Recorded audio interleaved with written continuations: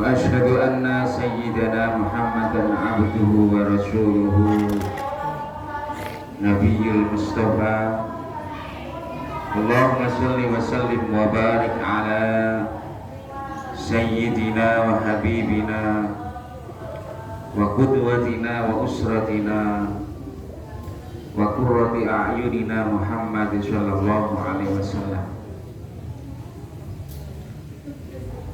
نور الهدى وشمس الضحى وبدر الدجى وعلى آله وأصحابه أهل التقى والنجاة سبحانك لا علم لنا إلا ما علمتنا إنك أنت العليم الحكيم رب اشرح لي صدري ويسر لي أمري واحلل عقدة من لساني يفقهوا قولي واجعل لي وزيرا من أهلي ربنا آتنا من لدنك رحمة وهيئ لنا من أمرنا رشدا أما بعد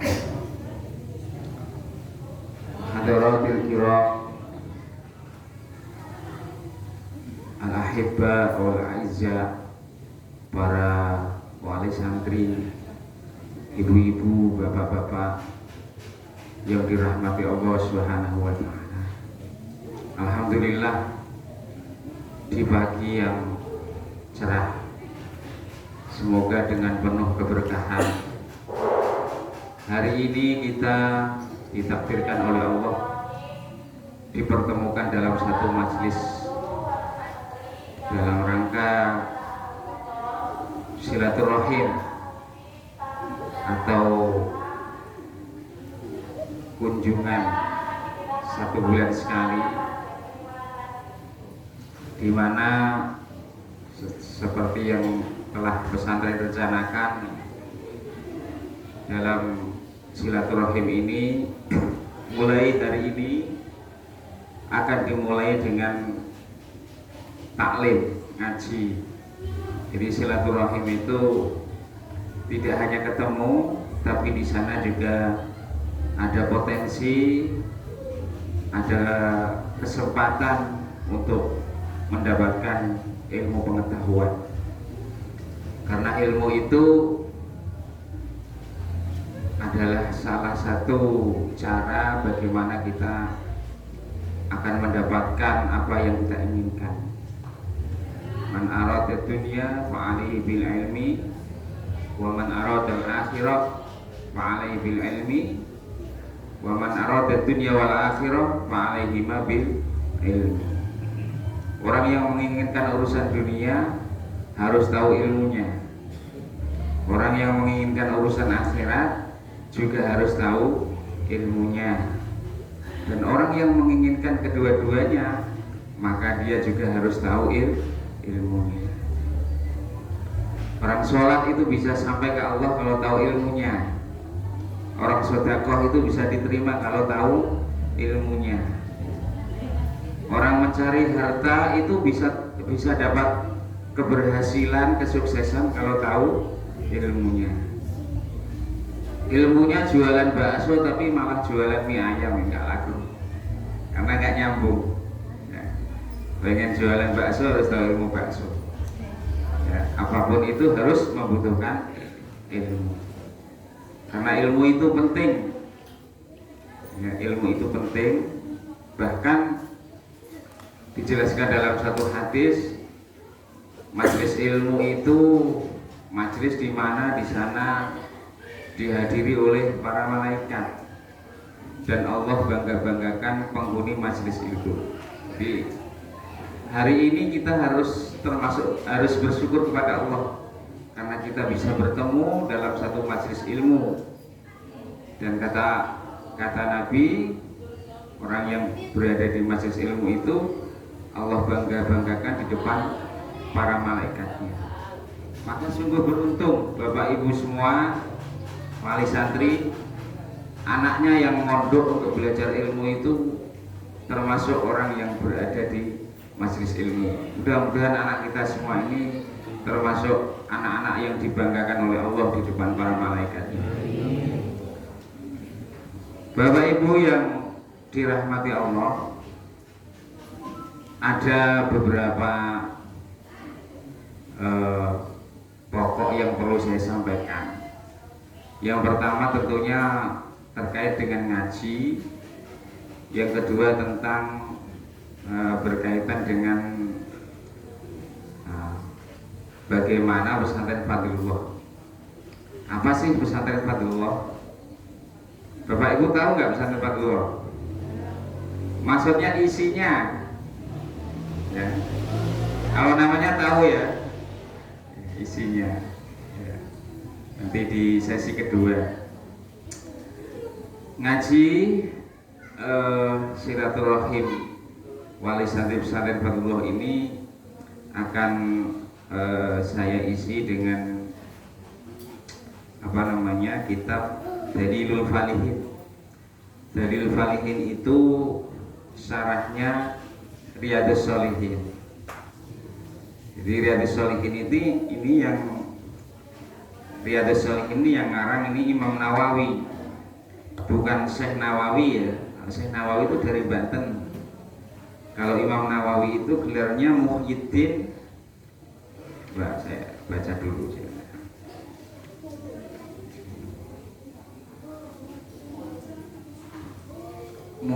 Muhyiddin Abu Zakaria Yahya bin Syaraf bin Murad bin Hasan bin Husain bin Hazam bin Muhammad bin Jum'ah An-Nawawi Asy-Syafi'i. Beliau ini orang luar biasa ya, banyak karyanya, itu ada 40 karya yang beliau tulis itu. Dan karya Imam Nawawi ini banyak dipakai di pesantren, termasuk kayak Hadis Arba'in, Bulughul Maram, Riyadhus Shalihin, At-Tibyan fi Ulumil Quran, At-Tadhkirah, banyak, ada 40 karya kalau nggak salah. Bukan Syekh Nawawi ya, kalau Syekh Nawawi itu dari Banten, jangan salah. Imam Nawawi dengan Syekh Nawawi beda. Kalau Syekh Nawawi itu aslinya Jawa, aslinya Banten. Dia menjadi imam besar di Masjidil Haram. Itu Syekh Nawawi Al-Bantani. Kalau yang ngarang kitab itu namanya Imam Nawawi. Dia lahir di Desa Nawa di daerah Damaskus yang sekarang menjadi kota Iran. Ya, karyanya banyak.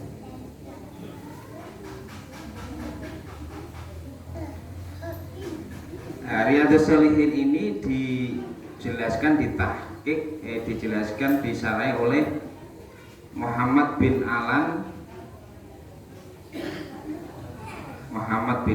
As-Siddiqi Asy-Syafi'i Al-Asy'ari Al-Makki.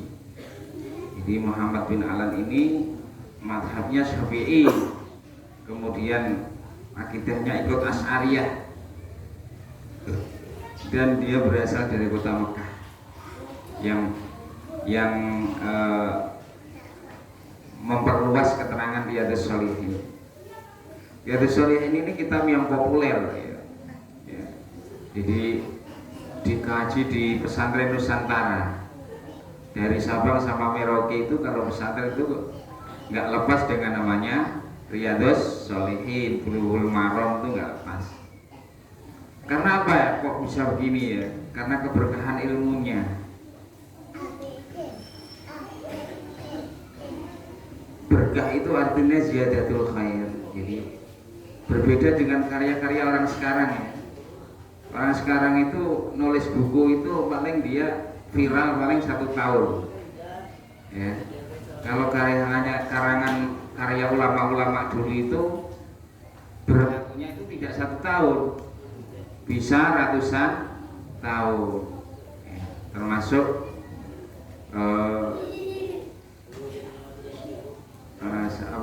kitab Syajaratul Ma'arif. Jadi tadinya saya mau ngaji kitab Syajaratul Ma'arif dan Dalilul Falihin. Cuman Syajaratul Ma'arif ini saya pikir kayaknya terlalu tinggi, karena nilai tasawufnya juga tinggi.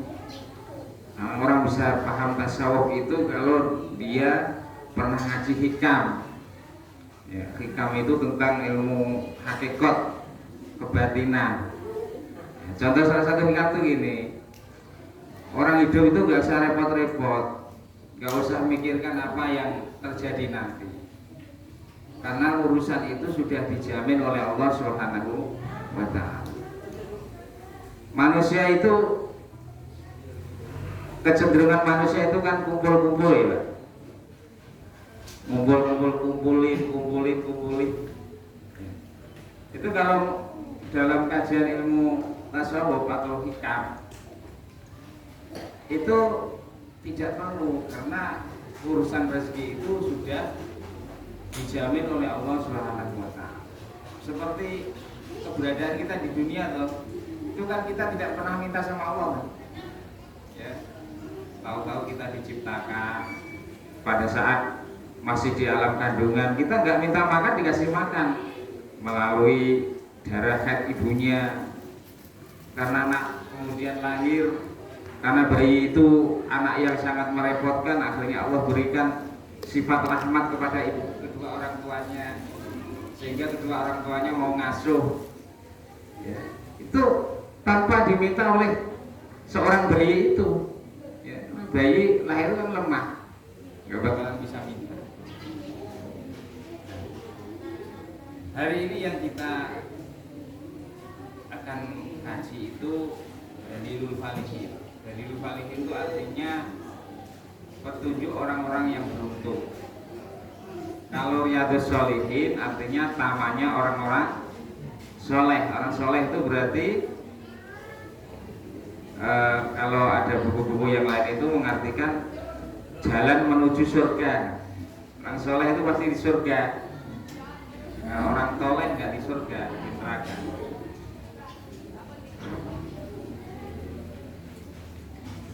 Sebelum kita ngaji,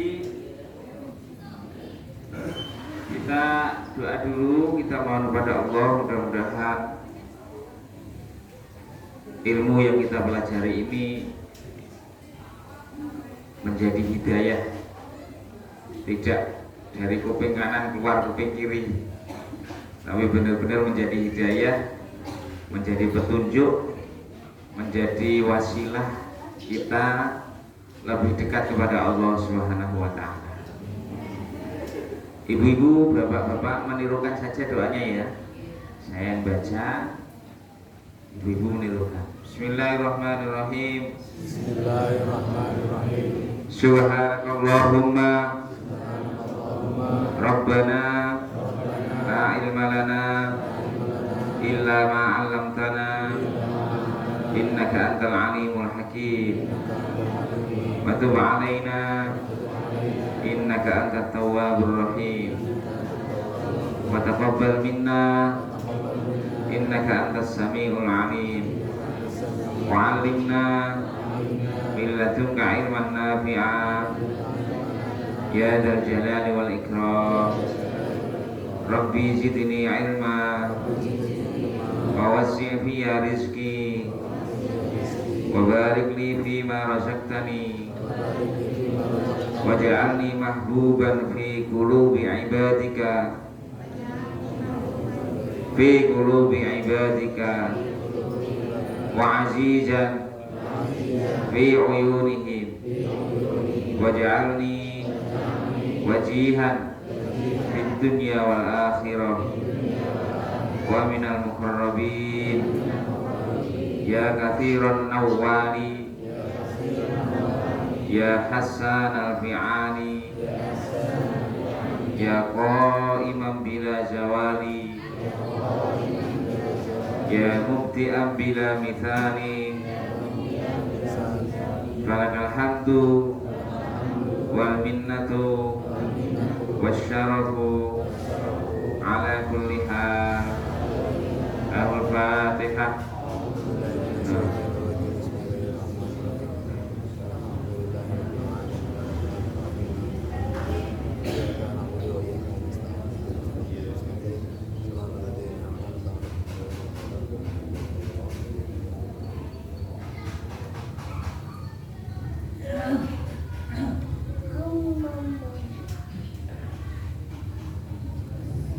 Bismillahirrahmanirrahim. Qala al-mu'allif rahimahullah wa nafa'ana bi 'ulumihi wa amaddana bi asrarihi wa a'ta 'alaina min barakatihi amin ya rabbal alamin. Bismillahirrahmanirrahim.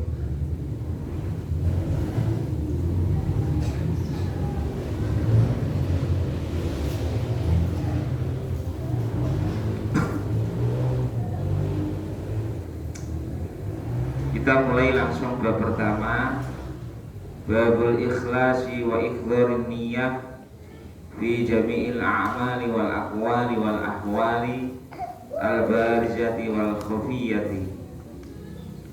Bab tentang ikhlas dan menghadirkan niat dalam semua amal, semua ucapan, wal ahwal dan sikap, baik yang kelihatan maupun yang tidak kelihatan.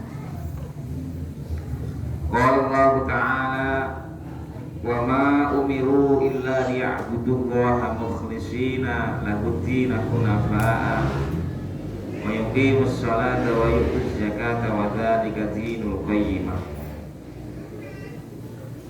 Wa ma umiru, dan mereka itu tidak diperintah, illa liya'budullaha, kecuali itu aslinya illa ayya'budullah, aslinya hanya dihilangi diganti lam. Illa liya'budullaha mukhlishina lahuddin, agar supaya mereka menyembah Allah mukhlishina lahuddin, dengan menyempurnakan, dengan memurnikan ketaatannya kepada Allah dalam beragama, hunafa'a, yang condong kepada agama Islam. Ayat ini surat apa Bu nih? Wa ma umiru. Surat Al-Bayyinah. Hunafa'a di sini tuh ma'ilina ila daril Islam. Jadi Al-Bayyinah ini apa artinya Al-Bayyinah? Bukti, ya. Bukti kedatangan Rasulullah. Jadi surat ini awalnya diturunkan ke orang Yahudi dan Nasrani. Yahudi itu kitabnya apa? Taurat, Nasrani Injil. Yahudi Nasrani ini agamanya Bani Israel. Jadi dari zaman Nabi Adam sampai Nabi Isa itu, Nabi itu dari kalangan Bani Israel, ya. Kemudian setelah Nabi Isa itu Nabi Muhammad itu dari kalangan suku Quraisy, ya. Bani Israel itu termasuk sekelompok umat yang cerdas, ya. Makanya orang Yahudi itu cerdas-cerdas, Pak, ya. Cerdas-cerdas sehingga sistem yang dia ciptakan itu orang tidak bisa menolak, ya. Contohnya sistem ekonomi itu kan kita tidak bisa menolak, ya. Tidak bisa. Sistem ekonomi bagaimana? Masalah uang 100.000 dengan uang 1.000 itu bedanya apa, Pak? Tulisan saja loh.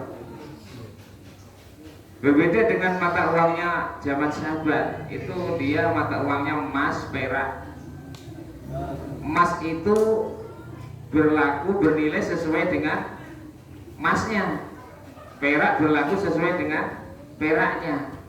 Nah kalau uang sekarang 100.000 dengan 1.000 kertasnya kan sama loh, cuman beda tulisannya.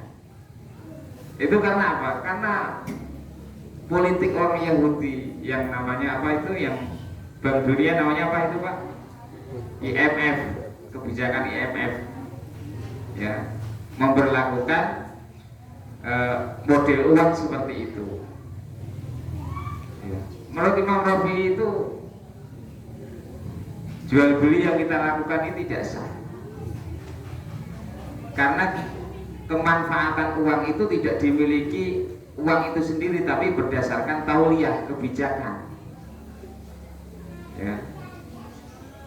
Makanya keberkahannya itu dicabut, ya. Beda di zaman Nabi, di zaman sahabat. Sekarang keberkahannya dicabut itu, ya, keberkahannya dicabut.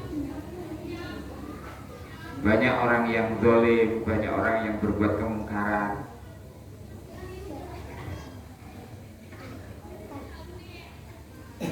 Ayat ini ditujukan kepada orang Yahudi dan Nasrani,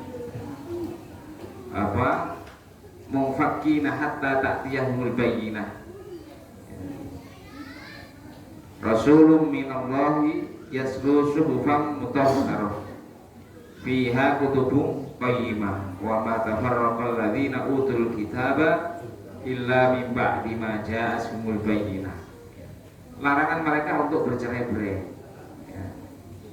Karena nanti akan datang seorang utusan, ya, fiha kutubun qayyimah, di dalamnya ada tulisan-tulisan yang lurus, tulisan-tulisan yang mengandung nasihat, tulisan-tulisan yang adil. Siapa itu? Adalah Rasulullah Shallallahu Alaihi Wasallam. Mukhlishina lahuddin hunafa. Apa perintahnya? Mereka disuruh untuk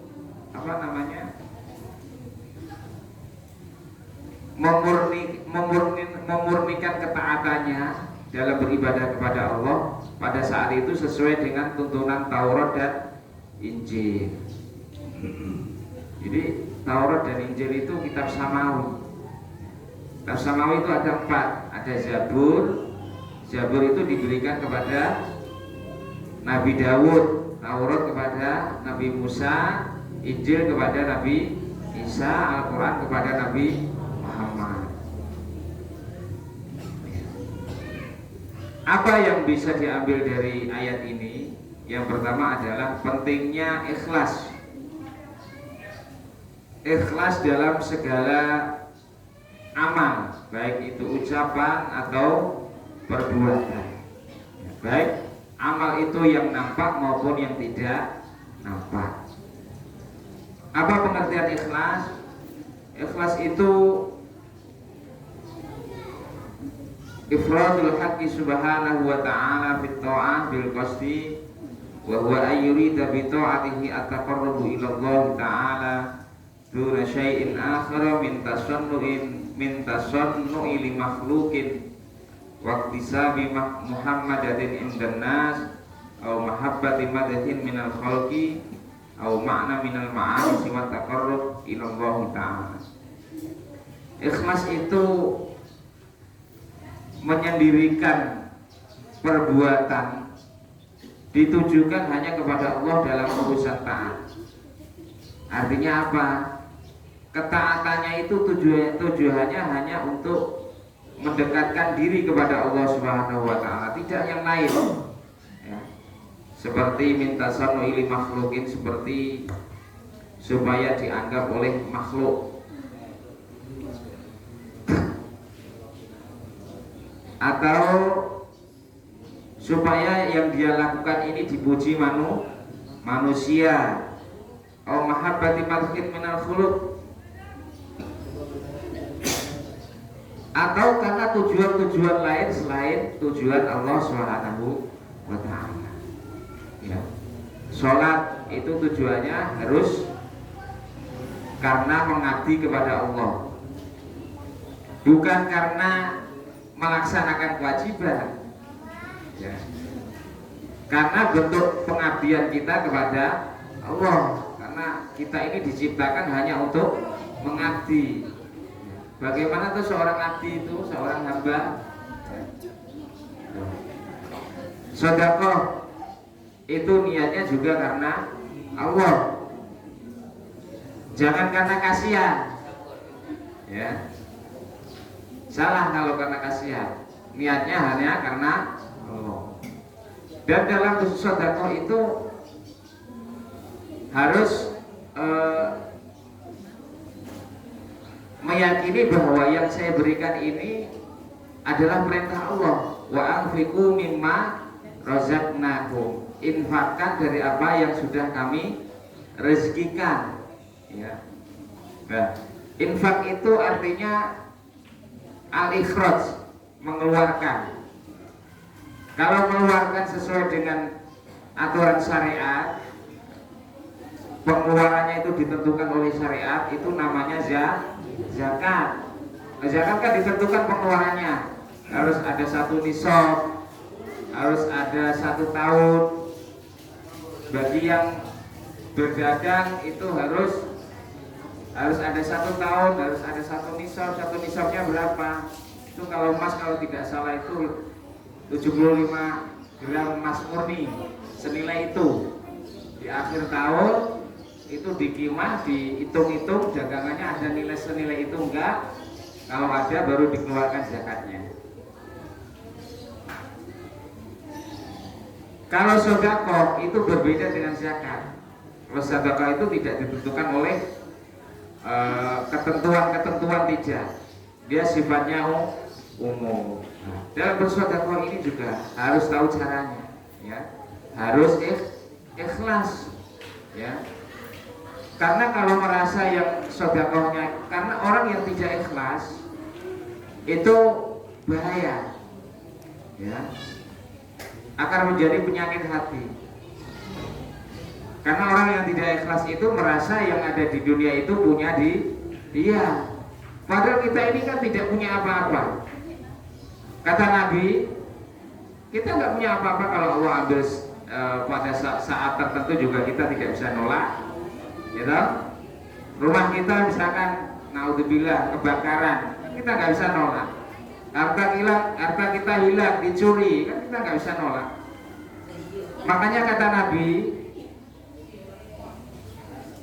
pernah mengungkapkan dalam hadisnya itu, ad-dunya daruman la darolah, wala maluman la malalah.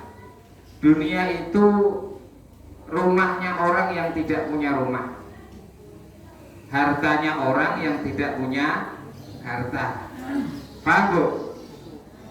Dunia itu rumahnya orang yang tidak punya rumah, hartanya orang yang tidak punya harta. Artinya begini,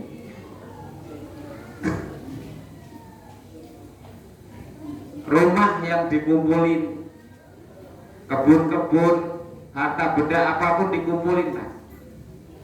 Ujungnya kita miliki enggak?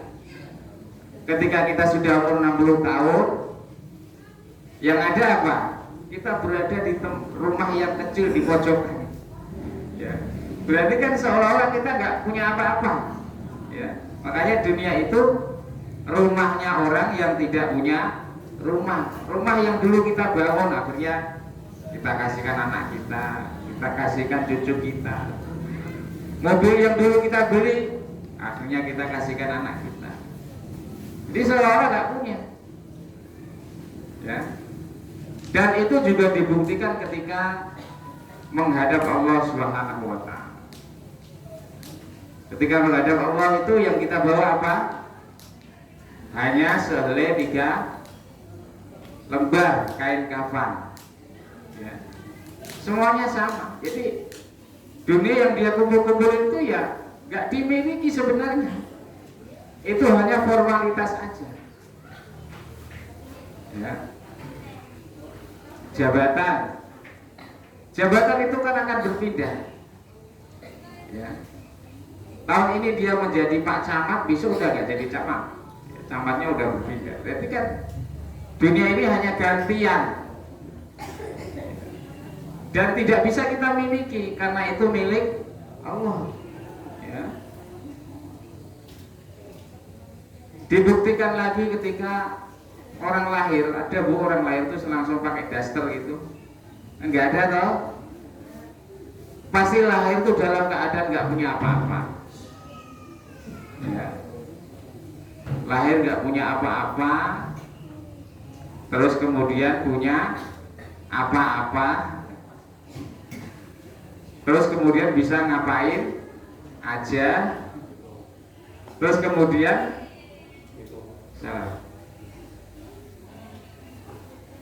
kembali kepada Allah dengan tidak punya apa-apa. Lahir dia tidak punya apa-apa, kembali kepada Allah juga tidak punya apa-apa. Ya. Manusia itu kalau disinggung dalam Al-Quran itu innahu kana dzaluman jahula. Manusia itu adalah makhluk yang zalim, makhluk yang sangat teraniaya dan bodoh. Kenapa bodoh? Dunia yang tidak dia bawa dicari-cari terus, dikumpul-kumpulin. Ya. Artinya bukan berarti kita terus tidak mencari dunia, tidak. Yang dilarang di sini adalah tamak dengan urusan dunia. Ya. Tidak pernah merasa cukup, itu yang dilarang. Karena orang yang tidak bisa merasa cukup itu tidak bisa syukur kepada Allah Subhanahu wa ta'ala. Kita ini kadang-kadang kalah dengan burung, Pak. Burung itu pokoknya pagi hari pergi, sore hari kan kenyang. Nggak ada namanya burung itu ngumpul-ngumpulin uang untuk makan besok, nggak ada. Ya toh? Qanaah burung itu. Kalau manusia qanaah nggak, Pak?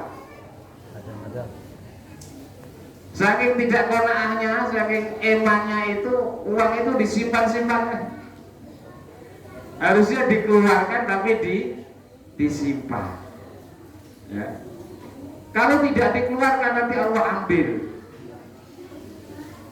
Karena di Al-Quran sudah jelas perintahnya, wa anfiqu mimma razaqnakum, infakkan, keluarkan apa yang kami rezekikan, Allah rezekikan. Kalau ditahan terus, Allah ambil nanti. Nah, sebelum diambil, kita keluarkan supaya itu menjadi nilai pahala buat kita. Cara Allah mengambilnya bagaimana? Banyak caranya. Bisa melalui sakit, bisa melalui anaknya, narkoba, tangkap polisi. Ya, itu. Dan dijelaskan di ayat lain, wa ma anfaqtum min syai'in fa huwa yukhlifu. Apa yang kalian keluarkan itu nanti akan Allah ganti.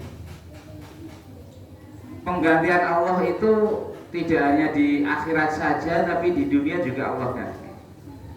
Ya, dengan dilipat gandakan. Ya. Mathalul ladzina yunfiquna amwalahum fi sabilillah kamathali habbatin ambatat sab'a sanabila fi kulli sunbulatin mi'atun. Orang yang menginfakkan hartanya di jalan Allah itu seperti 7 cabang, yang masing-masing cabang itu punya 100 biji. Jadi di satu kebaikan, satu di jalan Allah itu Allah jadikan menjadi 7, kemudian dilipat gandakan menjadi 100. Itu bisa terjadi kalau dengan catatan ikhlas.